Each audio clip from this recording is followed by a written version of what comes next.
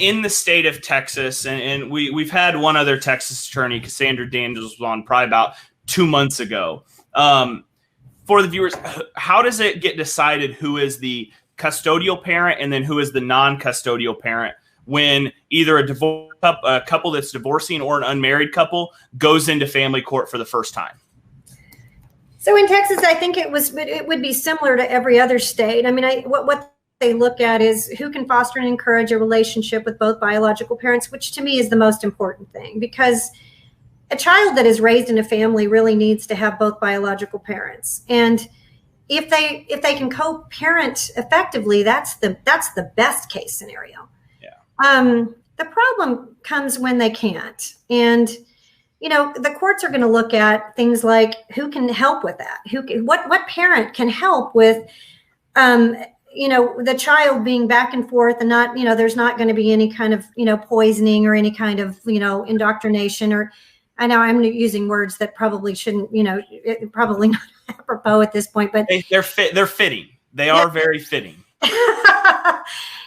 That's kind of what happens. I think that if you start out in a state where there's an equal parenting opportunity, then it doesn't give, one parent more power over the other. And I think the power part is a real problem in the family courts. Honestly, I do.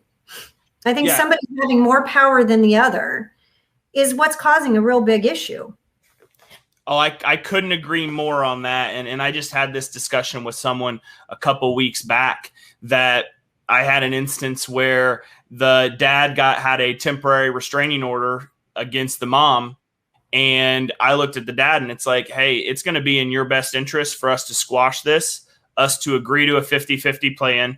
You're telling me you don't think she's going to have this issue in the future, and we can move on. And those two went from extremely high conflict, where mom thought she was the queen of everything, to 6 weeks later, and next week we're going to be submitting a final judgment that is going to grant week on 50-50.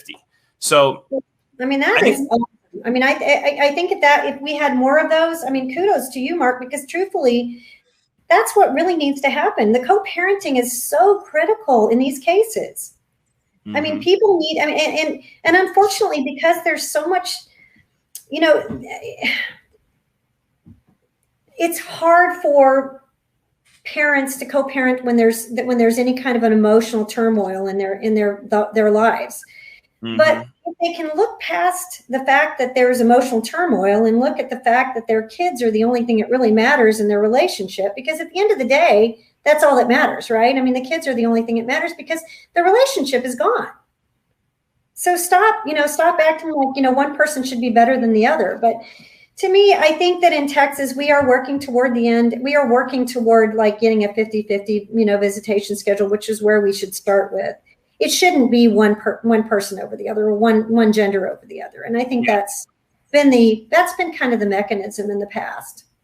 And I agree. I think it's one of those situations where you remove the power element and say, hey, unless there's a legitimate serious issue, your neighbors in Arkansas have probably the best equal and shared parenting bill outright, or they do have the best in the United States right now, where it's a presumption of 50-50 and it takes clear and convincing evidence to move off of that. So there has to be a legitimate issue. It's none of the ticky-tack. It's none of the minor things that an attorney or even a pro se litigant's going to throw against the wall and hope sticks.